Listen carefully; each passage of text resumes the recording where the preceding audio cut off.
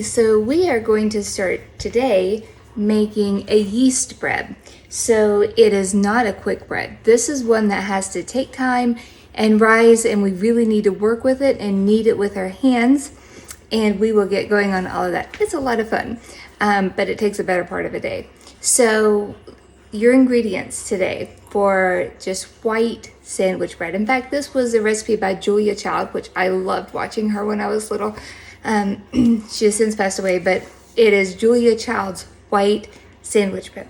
Pardon me. So first you're going to need 2.5 cups of warm water. It needs to be very warm, but not boiling. You're going to need a tablespoon of active yeast, and that is typically sold either in packets like this or in jars. Okay, so we're going to need a tablespoon of that. Each one of these little packets is 2 tablespoons. We only need 1 tablespoon. We also need 1 tablespoon of sugar, 6 to 6.5 cups of all-purpose flour, 2 teaspoons of salt, and 1/4 cup softened butter. Okay, so let's begin.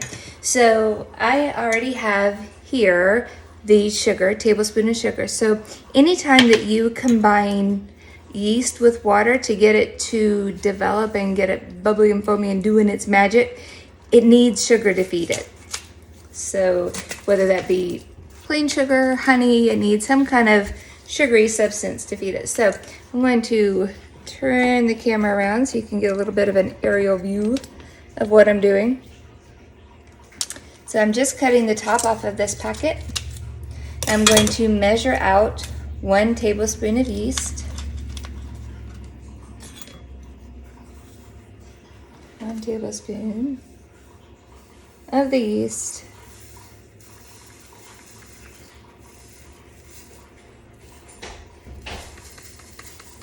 Okay, well, here's what's funny, is that when I look at the ingredients here, and you look at the serving size, when you do the math, it sounds like 2 tablespoons are in here. Clearly, this is only 1 tablespoon. So 1 tablespoon is all we needed, which is a good thing. So that tablespoon is going in there. I even double checked my math. I was like, wait, what? That messes with my mind. Okay, so we've got the yeast, 1 tablespoon of sugar, and I had made this a little too hot earlier, so it's had time to sit there and cool down a little bit. So we have in here 1/2 cup of water. So I'm going to just use my measuring spoon, and I'm going to stir it around, and you can see how it looks kind of just gritty, looks like dirty water. Okay, so we're gonna let that sit about 5 minutes. If it looks like just plain water and with some sand in it, then your yeast isn't active anymore. It's old and you need to buy new yeast. So we're gonna give this some time and see how that looks. Because yeast is one of those things, usually when you buy it in like a 3 packet like this, and you end up like I'm doing today, only using 1, and you get some of this stashed in the back of the cabinet, it might be too old. So I bought some new just in case, but it looks like this is getting a little bit foamy, wanting to do its thing. So we're gonna leave that for about 5 minutes. And while that is working, I'm gonna prepare my surface. So I'm gonna come over here, bring you around to the other side. And first things first is that we have to sanitize the counter. So in a little bit, we'll be tossing the bread onto the counter and we'll be kneading it with our hands when it's ready. So we want it to be sanitized. So get the cleaning wipes or whatever you use at your house to sanitize. And basically just sanitize and let it dry completely. Let it dry all the way, because you don't want to eat bleach. That would not be good for you. And I'm sure it would taste bad too. So wiping all of this down, anywhere where I might possibly get flour that would go into the bread. And just clean so that it's very wet. So we're gonna let that sit for a little bit, and then we'll come back when our yeast is ready. Okay, so we're back. It's been 5 minutes. Take a look inside this pot now. Well, it's not a pot, it's my mixer. And you can see the difference. It doesn't look like there's any water with just something floating in it. It all looks like just a tan foam, and that's exactly what we want. That means the yeast is alive and working, and it's going to make our bread rise. Okay, so for our recipe, it says to first add about half of the flour. So I've already measured out 6, and it's probably a little closer to 6.5 because I didn't have it completely level. But there are 6 cups of flour in here, so I'm going to put about half of it in. Stir half of it in.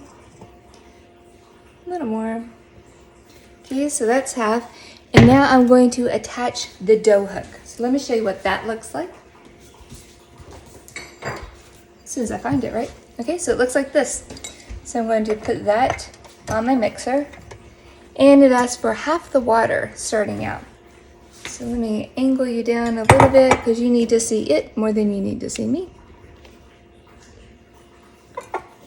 Half the water. Spilling some water. I'm going to go slow.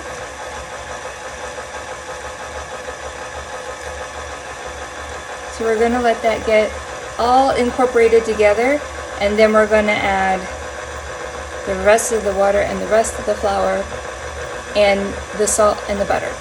Remember, we had 2 teaspoons of salt and a 1/4 cup of butter. So that's half a stick of butter, and you want to make sure that it's soft and not hard, cold butter, or it won't incorporate.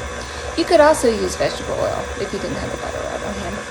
Okay, so you can see it's already starting to form a ball. There's some on the edge. So I'm going to stop the dough hook. I'm going to pour in the rest of the water and set that over there. And the rest of the flour.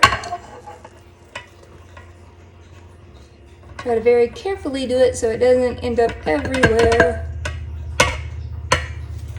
Yay. Okay. And it asks me to go ahead and add the other 2 ingredients. So here's our 2 teaspoons of salt that will get incorporated, and a half stick of softened butter.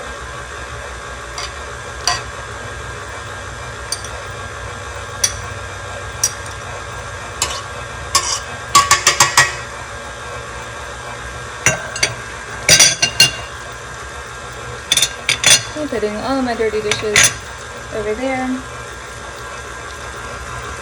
I'm gonna bring you closer so you can see what's going on.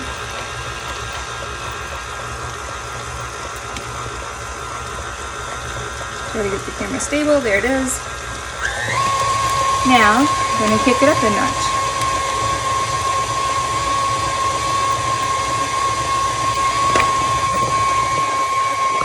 Okay, so that is working. So, according to our directions, we need to let this go for 8 minutes. I'm going to get a spatula and kind of get all the flour off the sides that the mixer can't get to. But 8 minutes. Okay, so I'm going to set a timer and I'll come back to you in 8 minutes. Okay, so this is the first fun part.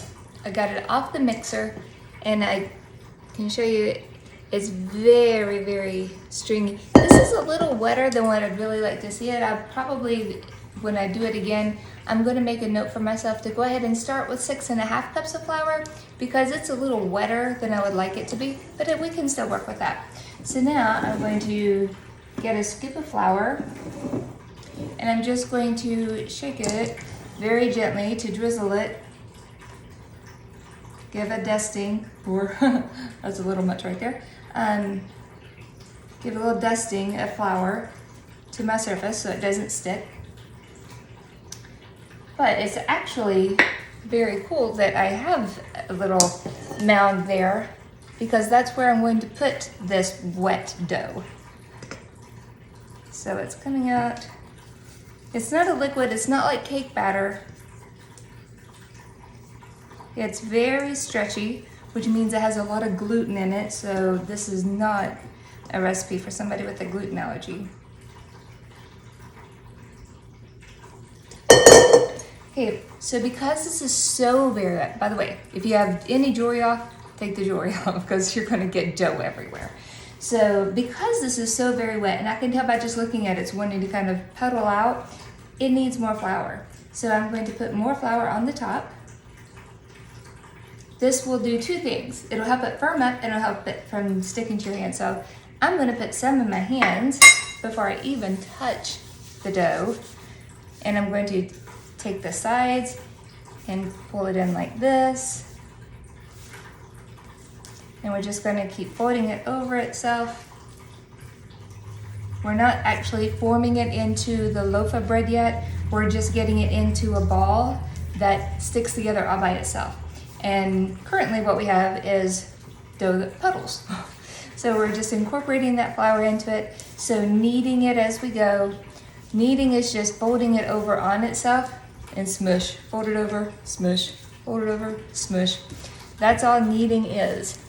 Now some recipes will have you do that to the dough for a certain amount of time.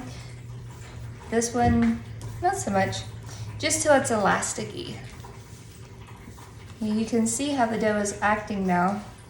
It's not just glopping out, it's actually staying there into a firm ball. So I'm going to remove my rubber spatula. I'm going to get just a little more flour in it, and I'm going to put it right back in the bowl.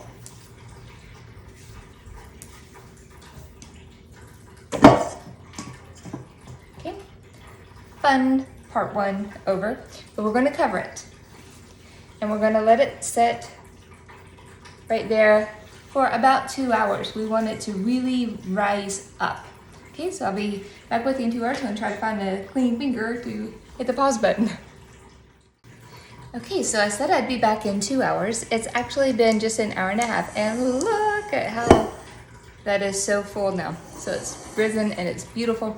So I preheated the oven to 375, so it's waiting on us and it's nice and hot when we're ready, and sprayed 2 of our loaf pans because this is going to make 2 loaves of bread.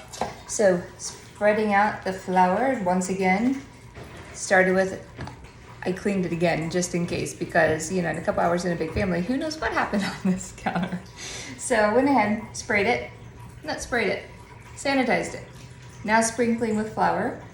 And we're gonna take all this yummy goodness, and also rewash my hands because, 2 hours. Okay, so getting it all out of there. Ooh, look at that, isn't that awesome? Helping it up, put some flour in my hands so it doesn't stick so much.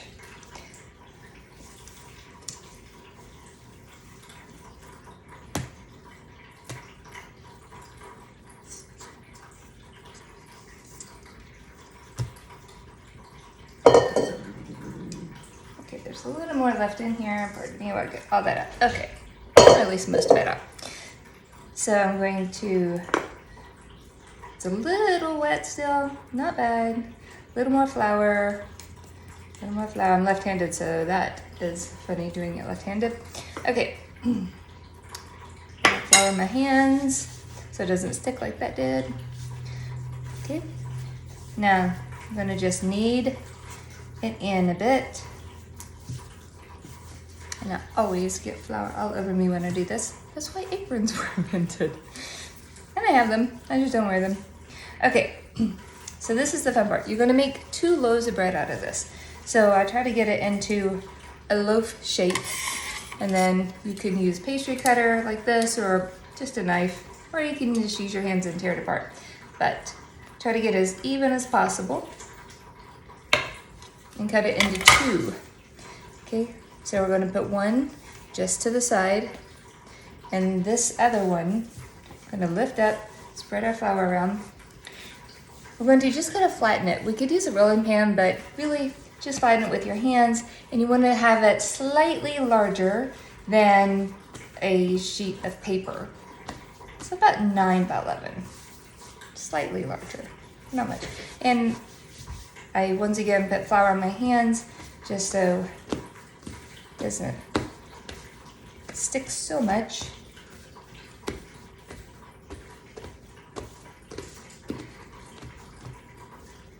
Okay, you can see that.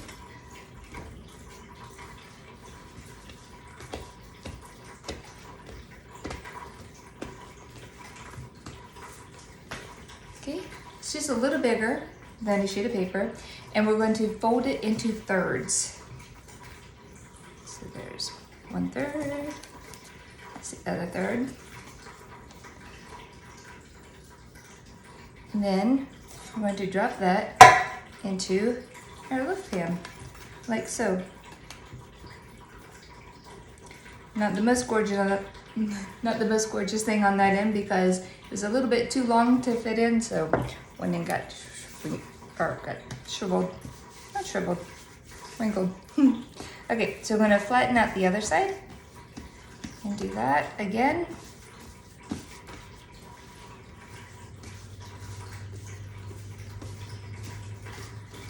Flatten it all out, just a little bit bigger than a sheet of paper, getting flour on our hands so it doesn't stick so much. I'm gonna try to do this one a little less wide this way because that's gonna be the length once we put it in the pan. Okay. All right, folding it into thirds. I can feel this one stuck a little bit more to the counter, so I'm gonna take my pastry cutter, just gonna go and lift. There we go. And thirds, make sure you can see that. And then this goes into the pan. Put it seam side down. Goes into the pan. And then up nicely. Awesome. Okay, so give me just a moment, let me pause, then we'll come back for the rest. Okay, so I came back after I cleaned all of my hands up, and the oven is preheated at 375. So now we have to leave the bread. So now it's in the 2 loaves here under the towel, and I'm gonna let it sit because on top of the oven now, the oven itself is on, obviously the cooktop is not. So it's gonna sit there and it's gonna get warm and it's gonna rise. So we're going to come back in an hour. It should have doubled in size and we'll be ready to bake. Okay, well, it's been an hour, so when I pull back the towel, look how pretty those loaves have turned out. This is the one that, remember, was a little bit too long, so it wouldn't fit quite right, so it got bunched up on that end, so it's got a little wrinkle right there. That's okay, it'll still be delicious. So the oven is heated at 375. We're gonna bake it for about 30 to 35 minutes. Okay, so the timer's gone off, so it's time to check out our bread, see how we did.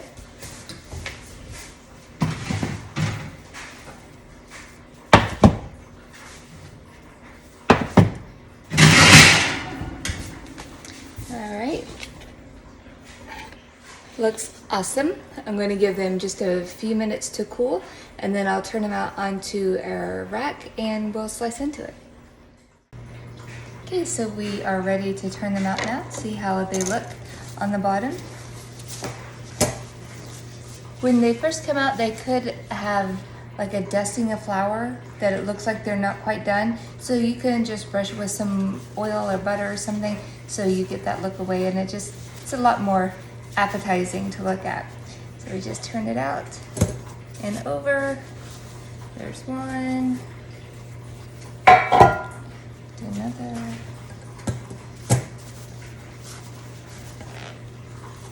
Out. Over. And let's slice and see what it looks like on the inside. It's gonna be crazy, crazy hot because I haven't waited long enough. But I wanted to show you what it looked like because it is hard to resist. And there is our sliced white bread.